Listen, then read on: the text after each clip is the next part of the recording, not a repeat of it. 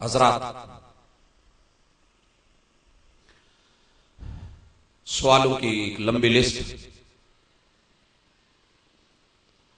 बहरहाल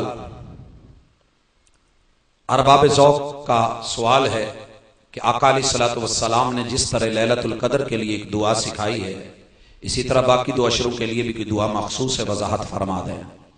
जी सुनिए, दरबार रिसालत माआब से बाकी दो अशरे और आखिरी अशरे की जो तकसीम दी जाती है, आपसे किसी भी सही सनद के साथ, सही मतन के साथ साबित नहीं है। रमजान सारा जन्नत खुली रहती है, दर खुले रहते हैं, रहमत खुली रहती है, आसमान के दर खुले, शैतान बंधे रहते हैं। इसका हर दिन हर लम्हा रहमत है, इसका हर लम्हा मगफरत के लिए, और इसके हर लम्हे में जहन्नम की आग से आजाद किया जा रहा है। लेकिन आखिरी अशरे को खुसूसन क़याम जागने के एहतमाम के लिए, लैलतुल क़द्र की तलाश के लिए मखसूस करके सैयदना जब पूछा कि अगर मुझे अल्लाह वो लम्हात मुयस्सर करता है तो क्या बोलूं, तो आपने दुआ सिखा दी, अल्लाहुम्मा इन्नका अफ़ुव्वुन तुहिब्बुल अफ़्व फ़अफ़ु अन्नी। यही दुआ है, ये इस जैसी। वैसे मैं कह सकता था कि महबूब ने रहमत की दुआ की है तो इसे रहमत का अशरा बनाओ और फिर कहो अल्लाहुम्मा इन्नी रहमतका अर्जू फला तकिलनी इला नफ्सी तरफ़तैन अल्लाहुम्मा रहमनी रब्बिरहमनी, आप ये कह सकते हैं। या इसी तरह दूसरा मगफरत का अशरा है और उसे आप कहें और फिर कहें रब्बिगफिरली, मगर ये मेरी अथॉरिटी नहीं, मोहम्मद रसूल सल्लल्लाहु अलैहि वसल्लम ने बताया नहीं, इसलिए मुझे इसका इल्म नहीं है। लिहाजा आप जो सादा कुरान मजीद की तरबियत है, रहमत, मगफरत, अल्लाह से जहन्नम की आग से पनाह, ये सब मांग सकते हैं। जो शख्स जानबूझ के एक नमाज तर्क करता है उसकी सजा क्या है और उसका कफारा कैसे अदा होगा। हालांकि मुआशरे में तकरीबन 90% से ज्यादा लोग बेनमाज हैं और किसी मर्द को हैस व निफास की शिकायत भी नहीं होती।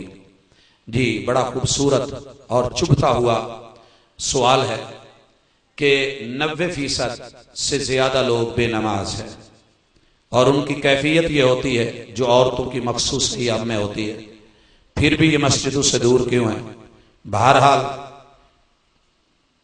इसके ऊपर शरीयत का बड़ा दो टोक फैसला है कि जो नमाज नहीं पढ़ता अल्लाह की नजर में काफिर है, मुशरिक है।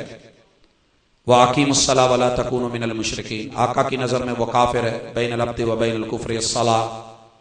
और चारों इमामों की नजर में भी ये कोई छोटा फेल नहीं। इमाम अबू हनीफा फरमाते हैं नमाज छोड़ने वाले को इंसानी मुआशरे में न रहने दिया जाए, ये पूरे तालाब को गंदा कर देगा, इसको जेल में बंद कर दो जब तक तौबा नहीं करता। इमाम मालिक और इमाम शाफी और इमाम अहमद फरमाते हैं तौबा नहीं करता, नमाज नहीं पढ़ता, इसको कत्ल कर दो। और पीराने पीर अब्दुल कादिर जिलानी कहते हैं कि अगर ये मर भी जाए मरदूद, बेनमाज है, तो इसको मुसलमानों के कब्रिस्तान में भी जगह मत देना। यानी यहां तक के फैसले। फिर इसके बावजूद भी अगर लोहा गर्म नहीं होता और चोट लग के वो मुझे मस्जिद की तरफ नहीं मोड़ता, तो फिर मैं क्या कह सकता हूं। खतमल्लाहु अला कुलूबिहिम, अल्लाह से दुआ है कि अल्लाह इन लगे हुए तालों के जंग को तोड़ और अपने घर की तरफ इनके कदमों को उठने की तौफीक दे दे। बाकी रह गया कि मर्दों के साथ ये मामला नहीं होता, शुक्र है अल्लाह का नहीं होता, अगर होता तो ये पक्के बैठ जाते। सजदे में माथे के साथ नाक का लगना जरूरी है। जी, आका ने कहा था उमिरतु अन अस्जुद अला सबअति आज़ुम, मेरे रब ने मुझे हुक्म दिया है कि मैं सजदे में 7 चीजें लगाऊं जमीन पे और उन पे सजदा करूं। 2 पांव, 2 घुटने, 2 हाथ, 6 और 7वां नाक और पेशानी की हड्डी जो 1 है, इसको लगाऊं। क्या नमाज जनाजा में रफुल यदैन हर तकबीर पे है? नबी करीम अलैहिस्सलातु वस्सलाम ने जनाजा पढ़ाया, सहाबा किराम ने पीछे पढ़ा। आप अलैहिस्सलातु वस्सलाम से ईदैन की नमाजों में और जनाजे की नमाज के अंदर तकबीरात के साथ रफुल यदैन किसी भी सही सनद के साथ हमें नहीं मिली, और हम मुकल्लफ उस चीज के हैं जो आका अलैहिस्सलातु वस्सलाम से मिल जाए। इसीलिए मैं यही समझता हूं कि बेशक दुनिया का अमल कोई भी हो, दुनिया का अमल दलील नहीं है, मुहम्मद रसूल सल्लल्लाहु अलैहि वसल्लम का अमल दलील होता है। और कोई ये कहे कि जनाब ये नया शोशा छोड़ा है, नया मसला है, ना ये शोशा नया है, ना ये मसला नया है, ये उतना ही पुराना है जितना रसूलुल्लाह सल्लल्लाहु अलैहि वसल्लम की वाबस्तगी और अमल पुराना है। ये 14 सदियों पहले का अमल है जो आपके सामने रखा है। नमाज वितर में कुनूत नाज़िला पढ़ी जा सकती है। ये माशाल्लाह इसके ऊपर इस शहर की दास्तान है, एक इसके पीछे हिस्ट्री और तारीख है। भाइयों, अगर आपको नाज़िला पढ़ने का शौक है, पूरा करें, पूरा करें, लेकिन वितर में क्यों?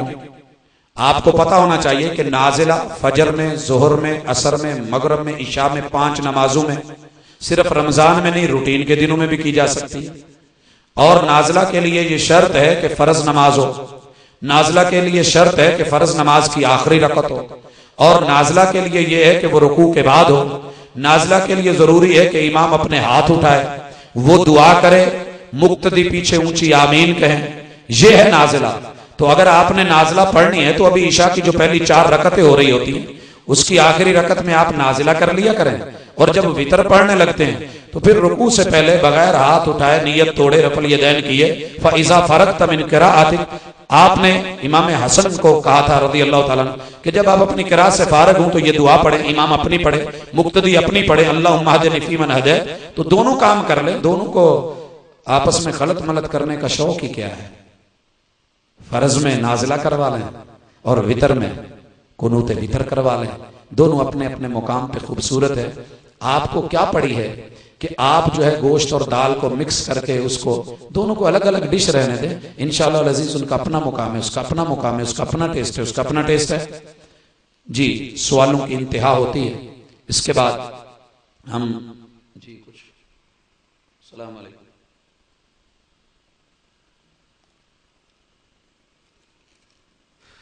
एक खास है दबण वाला। अच्छा, अगर वित्र पढ़ना को भूल जाए तो उसकी अदायगी का तरीका रसूलुल्लाह सल्लल्लाहु अलैहि वसल्लम ने फरमाया था, जैसे फर्ज नमाज का तरीका है कि वन्नासी इज़ा तज़क्कर, भूले हुए को जब याद आ जाए, वन्नाइमु इज़ा इस्तयक़ज़, और सोया हुआ जब उसकी आंख खुल जाए। नमाज 2 वजह से रहती है, या इंसान सोया हुआ या उसे भूल गई, इसके अलावा आमदन कोई इसका चक्कर नहीं। भूले हुए को 1 साल बाद भी याद आया कि फुला मौके पे फुला तारीख को मैं नमाज के टाइम में फुला काम में मसरूफ था, मैं नहीं पढ़ सका और मैंने पढ़ी भी नहीं, तो वो उसकी उसी वक्त अदायगी करेगा। वन्नास इज़ा तज़क्कर, कल को भूली आज याद आ गई तो मैं ये वेट नहीं करूंगा कि जोर का वक्त है फिर जोर की पढ़ूंगा, जब भी याद आ जाए उसी वक्त। और दूसरा वन्नाइमु इज़ा इस्तयक़ज़, सोया हुआ जब भी उठे। वितर के बारे में भी आपने यही कहा कि सोया हुआ जब उठे, भूले हुए को जब याद आ जाए आप वितर पढ़ें। दाढ़ी रखना फर्ज है, सुन्नत है या वाजिब है, और अगर कटौती करवाई जाए या कटवाई जाए तो क्या इससे गुनाह होता है। हजरत अब्दुल्ला बिन मसूद 20 साल बाद हाजी या उम्रा के मौके पे दाढ़ी कटवाते थे। भाई सदाकत का ये सवाल है, सदाकत भाई इस चीज की तस्दीक कीजिएगा, नबी करीम अलैहिस्सलातु वस्सलाम की लाइफ में बहुत ही खूबसूरत चेहरे के ऊपर अल्लाह ने दाढ़ी सजा दी थी, और आपने इसके 6-7 हुक्म दिए हैं रखने के। उत्रकुल्लिहा वाफुल्लिहा अरकुल्लिहा अर्जुल्लिहा वफिरुल्लिहा कफिरुल्लिहा, इन सब में हुक्म है। कहीं नहीं है कि आप ब्लेड लगा ले, कहीं नहीं है कि कैंची लगा ले, कहीं नहीं है कि उस्तरा लगा ले, कहीं नहीं है कि तराश खराश कर ले, बल्कि सब इसको जो खूबसूरती से आने, ये तो हुक्म है। बाकी हजरत अब्दुल्ला इब्न मसूद रज़ी अल्लाह ताला अन्हु का अमल हमारे लिए हुज्जत नहीं है आका के अमल के होते हुए, ये बात ज़हन में रखिएगा। हजरत अब्दुल्ला बिन मसूद के अमल के पीछे कोई दलील नहीं है। साल के बाद हज में अगर हो भी तो उनका यह जहन था कि हज में चूंकि उम्रे से इहराम से निकलने के लिए बाल कटवाने, तो सर के साथ चूंकि ये हिस्सा है इसलिए इसको कटवाने, तो उनके पास कोई उसका ये समझ लें कि कोई उज़र हो सकता है, दलील नहीं। और इस हवाले से मैं जो आखिरी बात करना चाह रहा हूं, हजरत जाबिर रजी अल्लाह ताला अन्हु का वाकया जब सारे मसालिक के उलमा सुनाते हैं, अल्लाह की कसम मैंने दुनिया को अजीब कैफियत में देखा है। और वो वाकया है कि एक रात जो 14वीं की रात थी, 13 का दिन गुजर गया, 14वीं रात थी, आसमान पर सूरज पूरा बदर बन के पूरे कमाल से चमक दमक रहा था, और मस्जिद नबवी के सहन में जमीन का चांद बैठा था, सुर्ख रंग का जुब्बा पहना हुआ था। हजरत जाबिर जज बन गए, आसमान के चांद को देखा, जमीन के, फिर ऊपर फिर नीचे, फिर ऊपर फिर नीचे, कितनी देर इसी कश्मकश में रहे।